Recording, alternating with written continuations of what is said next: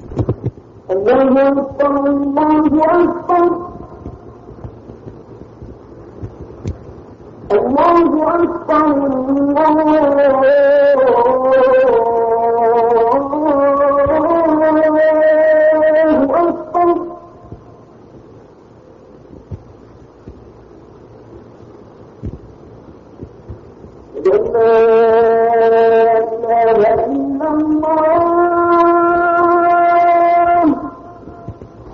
the name of God, the beneficent, the merciful, the creator and sustainer of the universe, peace and blessings upon his servant and messenger Muhammad forever. Ameen.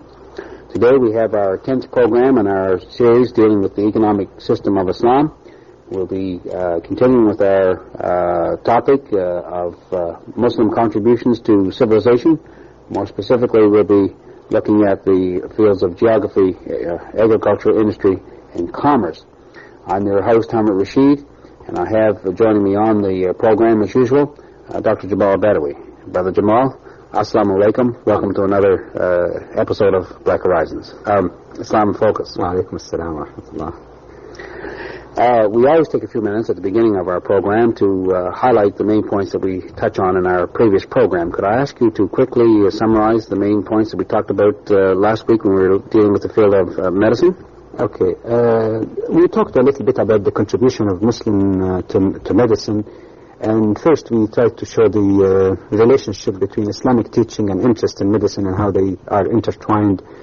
We also reviewed the contribution, some of the major contributions of Muslim physicians to medicine, all the way from the 8th century down to nearly 13th century. And we indicated how the works of many famous names such as Avicenna and Rhazes and Abul Qasis became and continued to be very crucial and very important references for medicine, in some cases as late as the 18th century. We talked a little bit towards the end also about the hospitals, how they were run, and how the physical care and hygienic conditions were really comparable to what you might consider as the standard of today. In addition to that, we can also add just a little bit of a remark, since we're on the topic, that they used to have very rigorous standards also for who practices medicine. In fact, it's said that in the beginning of the 11th century, a patient died in Baghdad, which is now in Iraq, as a result of a mistake by a physician. And the caliph at that time ordered that all physicians should be re-examined. And it is narrated that as many as 860 medical doctors were re-examined. And since that, it became a tradition in many, college of medicine in Baghdad, Cairo, Cordoba, and other places, to have very rigorous examinations for doctors before they practiced medicine. And in fact, even within Islamic law, they developed a whole body of literature dealing with the responsibility of the doctor in case of a mistake, dealing with subjects such as what is the responsibility of the doctor to practice medicine if he's the only one available. That becomes a very sacred duty that he cannot say it's my right. It's a duty if he's the only one available to look after people who are sick. The fact that a person should be qualified, and that goes back to the days of the Prophet. One prophetic tradition even say that the person who treats others without being capable, he is responsible for his deeds. It depends also on the intention, whether the doctor really intended hurt, whether he followed the normal standard practices in medicine, and whether he took the permission of the patient. So even in the law and medicine was an issue which was also part of the study of medicine. Mm-hmm. Now, coming to today's program and the contributions of the Muslim community to the field of geography, could you perhaps explain for us how contributions in this particular area of geography are related to the teachings of Islam? Similar to the development also of medicine, and then for that matter astronomy and mathematics also. You find it somehow related to the Islamic teaching. For example, a Muslim have to pray 5 times every day with the face directing towards the Kaaba, the Holy Kaaba, the first house to worship God built by Prophet Abraham, which is now in Arabia. Well, that requires the ability to find directions, and that requires mathematics as much as it requires some knowledge of geography too. Every Muslim is required once in a lifetime, if he's able to go to Mecca for pilgrimage, and that again requires knowledge of astronomy to lead him on the way. They didn't have the jet line as we have today. He would have to know something also about geography so that he wouldn't get lost on the way. So Islamic teaching, in a way, provided the impetus and inducement for people to try and understand these fields. Another aspect is that Islam, by its nature, is directed towards the entire mankind. It's a universal faith of God. And Muslims have the duty to carry the message of Islam to other parts of the world.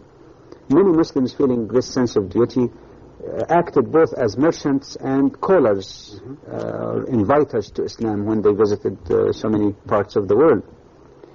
Some historians say that the first to write about China were Muslim geographers as early as the 9th century. It was narrated in a previous program how Prophet Muhammad, peace be upon him, encouraged people to learn and said, seek knowledge even if you have to travel to China. And how the Quran itself even encourages people to siru fil ard, to walk in the expanse of the earth and try to learn and explore. And that, of course, provided this inducement to try to find out and explore the world around them. In fact, it is not an exaggeration to say that at least Muslims contributed a great deal to what led to the discovery of the New World, or Americas, if not even preceding Columbus. Well, now that's a very interesting point, which I'm sure has tweaked the curiosity of many of our viewers. Could you perhaps elaborate a little bit on that and explain? Well, for example, Ernest Renan, French author, wrote in his book about one great famous writer by the name of Ibn Rushd, in English, Averroes. The book is called Averroes and Averroesism. And he mentioned in that book about a letter that was written by Christopher Columbus in Haiti, dated October 1498. In that letter, Columbus admits that one of the sources that led him to theorize that there is a new world was the writing of Aventues or Averroes. This is just again an adulteration of Averroes or Ibn Rushd, the Muslim scientist and philosopher of the 12th century. And he considered that as one of the impetus or the inducements for him to seek this knowledge. Some authors, however, claim even that it is quite possible that Muslims came and discovered the Americas before Columbus.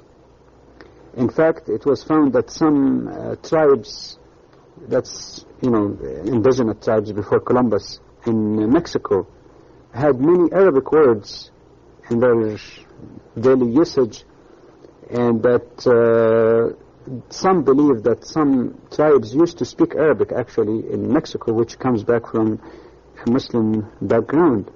But the least to be said is what Columbus himself admits, that it was Muslim writing that led him to the New World, if not actually Muslim coming before Columbus. And the least also to say, perhaps, is that Muslims realized that the earth is a sphere or round. And that was quite crucial, again, in how Columbus made his trip to the Americas. Well, I'm sure when you mentioned the fact that they contributed to the discovery, that it tweaked the curiosity of our viewers, but I'm probably they're even more curious about the mention of the fact that Muslims had been to America perhaps even before Columbus. Is there there's a possibility of it? Is there any evidence to substantiate that fact, that point? And how far back did Muslims make this discovery? On the earth is round or a sphere? Yes. Well, it appears that this even took place before even the 9th century. I'll give you first some quotations and references to the Quran that seem to imply that the earth is round, and one would not be too far off assuming that some Muslims, at least if not all, some, could understand or get some hint from these references. In chapter 79, verse 30 in the Quran, it talks about the earth, and it says, وَالْأَرْضَ بَعْدَ ذَلِكَ دَحَاهَا. The earth after that, God dahaha. Dahaha was interpreted most commonly to mean made it expanse or spread it out so that we can easily walk on it. In fact, if you refer to the Arabic English lexicon by Edward W. Layne, he indicates that dahaha also in Arabic means through or cast, impelled, or notice propelled as the stone is cast away. And that's an interesting reference. As the stone is cast away, something propelled, which might give a hint of the origin of the earth being possibly part of a heavenly body, that's just a part that's separated. But beside that, when you talk about something like a stone which is propelled, well, you're really talking about something that cannot be flat. You're talking about something which is, more rounded or spheric in nature. But there are certain verses in the Quran that's even more obvious than that, which some people sometimes misunderstood in the past also. In several references in the Quran, it talks about the earth being madadnaha, usually translated spread out. Like, for example, in chapter 13, verse 3, 15, verse 19, in chapter 50, verse 7. In all of these, the term madadnaha, or mad, is used. As Sheikh Sha'arawi, Muhammad Mutawalli Sha'arawi indicates, he said that this verse is, in fact, is a clear evidence and a clear hint that the earth is round. Why?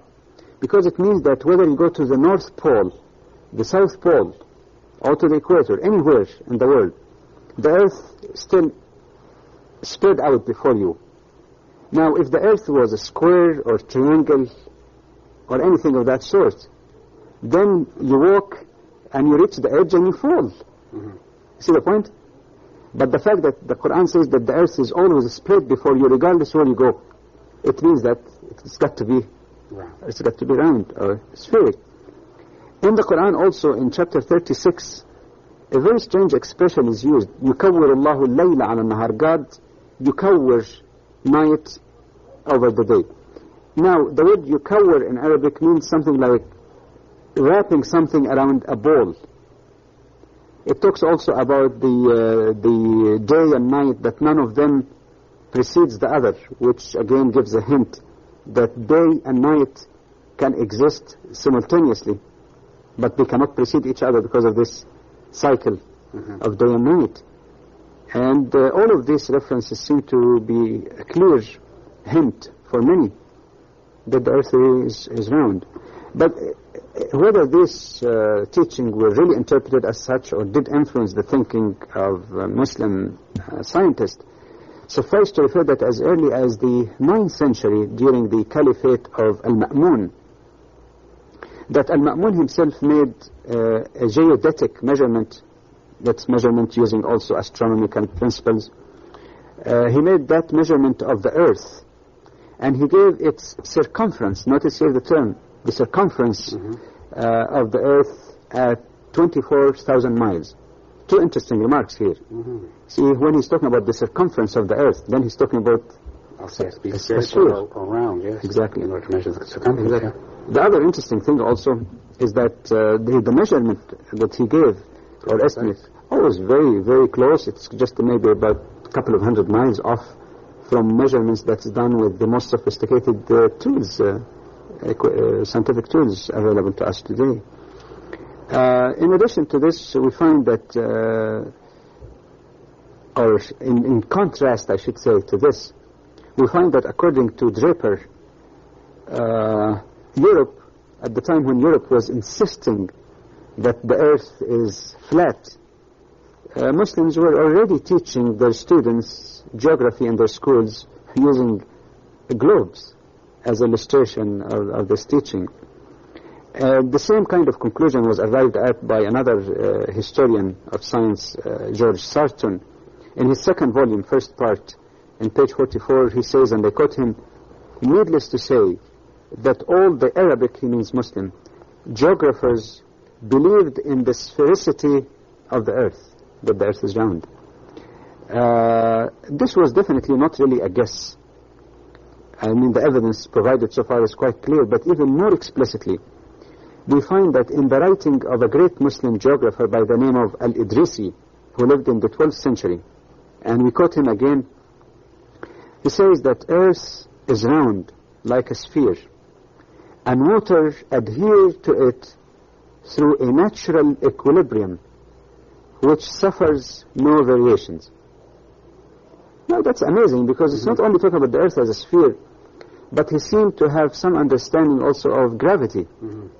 Like some Western historians say that it might have not necessarily been the Newton's apple that led him to the discovery of gravity, that the concept was already known hundreds of years before to Muslim scientists. Well, now, are there other notable contributions to the field of geography besides the discovery that the Earth is round? Well, there were several. For example, in the 9th century, Al-Ma'mun, the same fellow who did the measurement of the circumference of the Earth, he ordered also the drawing of a very large map of the world. Al-Khwarizmi, we mentioned before, a great mathematician of the 9th century, he wrote also a book called Suratul Ard, or the Face of the Earth, which contained several maps. In the 9th century also a very important work published under the title Al-Mamalik wal-Masalik, which means roads and provinces. That book, according to George Sarton, is, and I quote, an important source of historical topography of the Caliphate.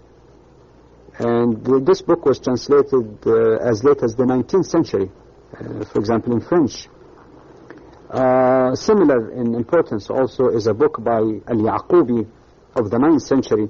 He called it Kitab al-Buldan, or the Book of Countries, which according to Sarton, again in his first volume, was full of topographical and economic details.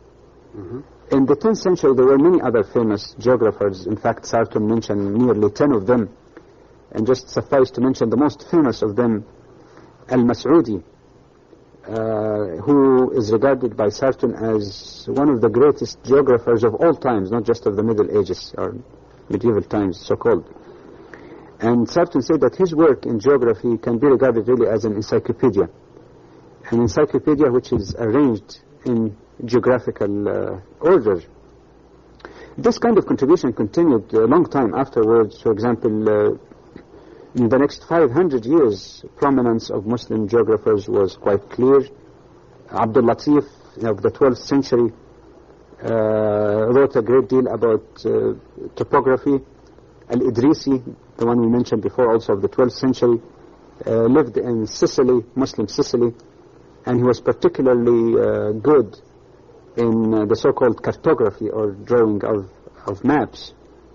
Al-Yaqut, another famous author, wrote a book called Mu'jam al-Bildan, or Dictionary of Cities, which according to Sarton again is an immense compilation of geographical facts listed in alphabetical orders, including works on physical geography, archaeology, and human geography. Even some of the fields that many people regard as relatively more advanced, like mathematical geography. We find that in the 13th century, a great Muslim geographer by the name of Abul Hasan al-Marakishi wrote a book called Jami' al-Mabadi' wal-Ghayat, which included, among other things, coordinates of 130 different places in the world, which showed understanding of both mathematics and geography. And just to conclude about that last authority, George Sarton, in the second volume, the first part, he says that no medieval writer has taken equal pains to explain the scientific methods and instruments. So this is again just a glimpse of the subject. Well, now in our last several programs, we've concentrated mainly on the contribution to the fields of science. I'm sure that there have been contributions in other areas as well, for example, in the area of history and sociology, political science, literature, that kind of thing. But in the remaining part of our program today, what I'd like to do is to examine the application of the progress and start first of all by asking you about its impact on the field of agriculture. Well, in agriculture, we find that Muslims were able to describe many plants. One single author, for example, Ibn al-Awwam, in the end of the 12th century, was able to describe 585 different plants to explain the cultivation of several things, particular fruits. And many people believe that the gardens of Spain today and its fruit trees owes a great deal to the Muslim civilization. As we mentioned before in other subject, Islamic teaching was also connected with that. For example, many Muslim scientists on their way to pilgrimage to Mecca, of course they have to travel on the road, were able to study a lot on the way. One of them by the name of Abu al-Abbas al-Nabati, surprisingly Abu al-Abbas the botanist. He used to go around the coast of Africa and the Red Sea on his way to pilgrimage and collect valuable information about different kind of plants. They were able also to apply that in a practical way in the area of irrigation. They excelled in the use of organic fertilizers, and in fact they improved a great deal also on the breed of cattle. They introduced the silkworm. According to John Draper, he also believes that many of the valuable fruits that we have in the West in different parts were introduced actually by Muslims. They travel around, they take things from one place to the other.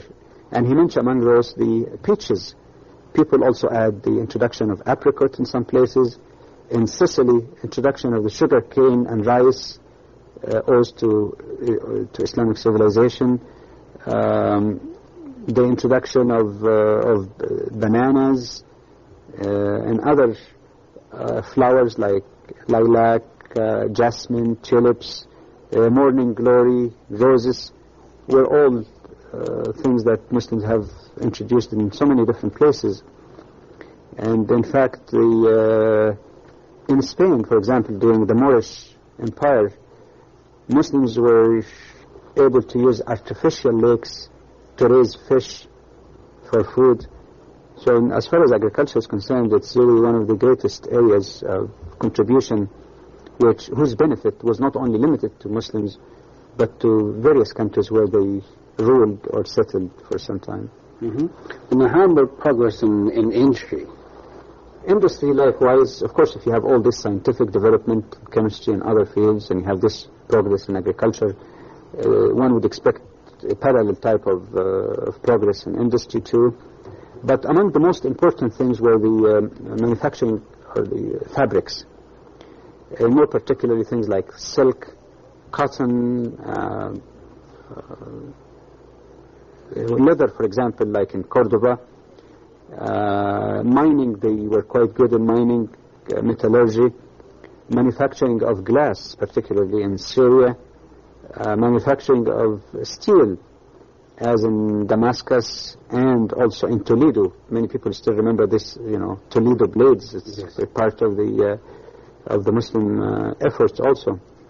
Because of their knowledge also of chemistry, they were able to apply it not only in medicines, as we mentioned in the previous program, but they applied that also in the extraction of incense, the attar of roses. But also because of their great interest in learning, they devoted lots of attention to the manufacturing or production of paper. Of course, you would not expect these great libraries and volumes without a local paper industry to go with it.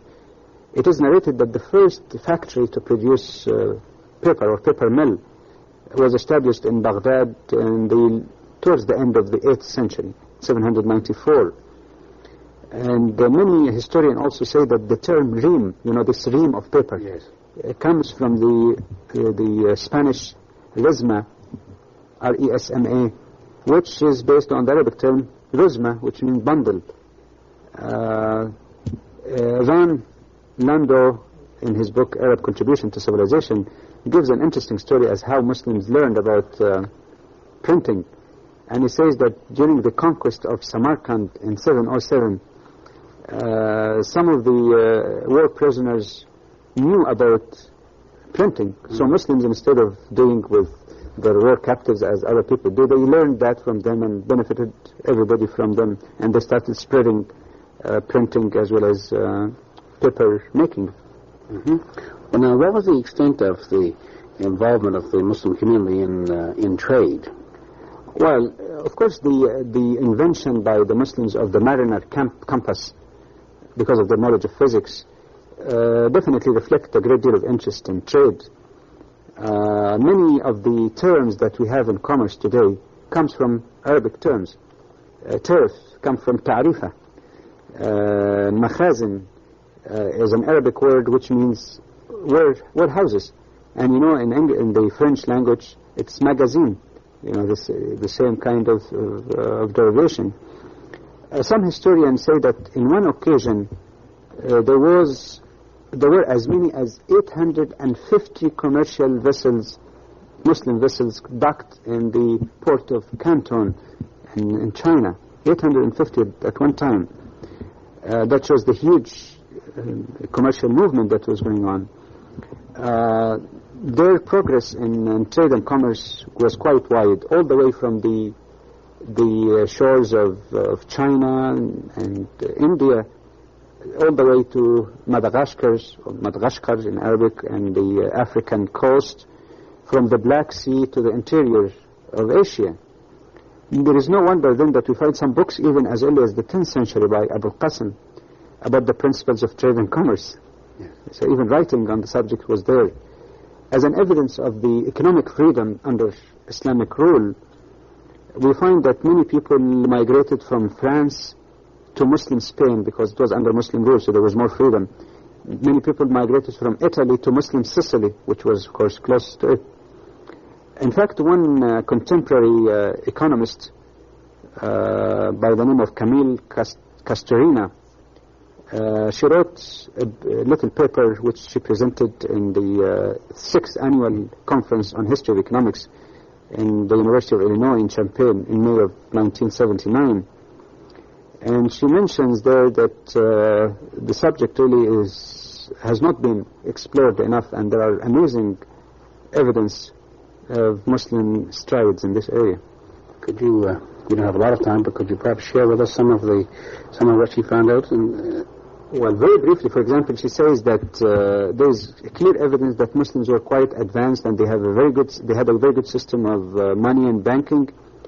She mentioned coins that were found all the way from Scandinavia to Ceylon, and she noted even that one of the kings of Mercia, which was part of the inner part of Britain, had gold coins struck, and on one side it has the Muslim testimony, I bear witness that there is no God but Allah, and that Muhammad is the messenger of Allah. On the other side it has his name, Offa, O-F-F-A, Rex, R-E-X. And she said that the banking among Muslims in the under Muslim regime reached a level in Islam not to be attained in the West for several years afterwards.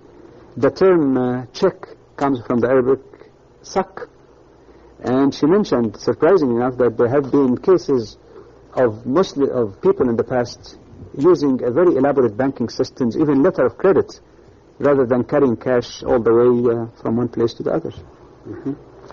Well, that's very interesting information. Unfortunately, we don't have time to pursue this any further in today's program. We want to thank you for watching and invite you back next week when we'll continue with our series. Thank you for watching. Assalamu alaikum. Peace be unto you.